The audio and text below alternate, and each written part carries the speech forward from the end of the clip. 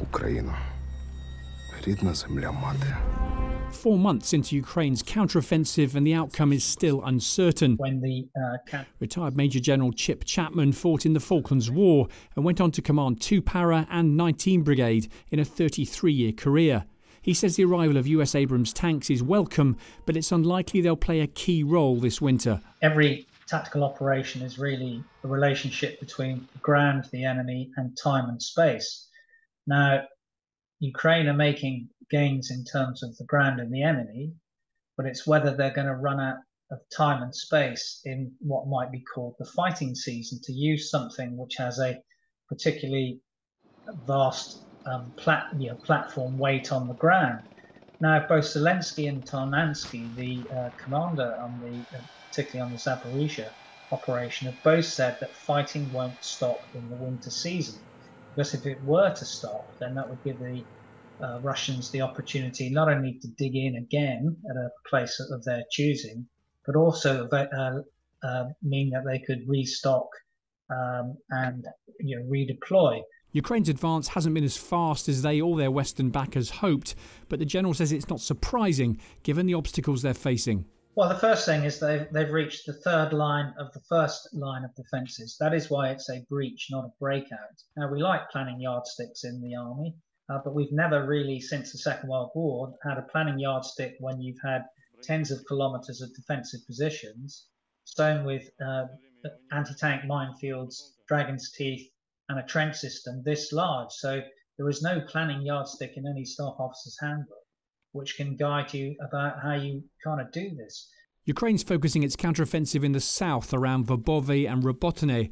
Here they've managed to seize a small salient of land, the area in blue. Moscow sent in airborne troops to try and stop the Ukrainians breaking out and reaching the coast. But General Chapman says there's other important objectives to achieve first. It doesn't actually matter if they don't get to the coastline.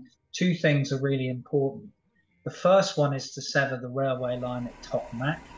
And the second one is to put the M14, the main highway between Melitopol and Mariupol, under at least fire control. Now, there is one yardstick that we really do know, the rules of thumb that we know, and that is to do with the ground lines of communication. And the general planning yardstick on that is for every 1,000 tons of supply keeps 100,000 men in combat for a day. If one rail line or road entering an area is occupied by 100,000 troops and it is cut for 95% of the time, then that is what you need to have an effect, because of course the effect is not just the fact that you cut those things, but at some stage they might have stockpiled, and that is why the deep battle of the Ukrainians in terms of taking out either command nodes, logistic nodes, fuel guns is so important. Along with Abrams tanks, the US is also sending ATACMS, long-range precision-guided missiles, to Ukraine. One of the parts of the ATACMS which is important is because there are different types of missiles, and the fusing within that is the M39A1.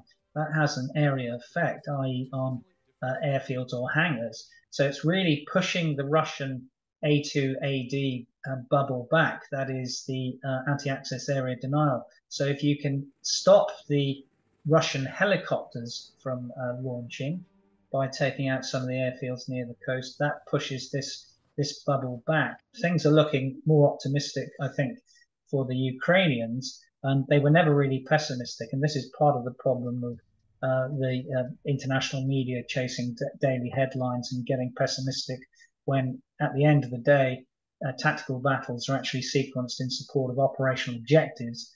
It's not the battles themselves which are that relevant. General Chapman says Ukraine could become an eroding stalemate, a phrase once used to describe the war in Afghanistan. But he also points out that with the right support, Kyiv can keep up the momentum through this winter and perhaps come the spring turn that stalemate into a landslide. Simon Newton, Forces News. Thanks for watching. For more from Forces News, like and subscribe to our channel.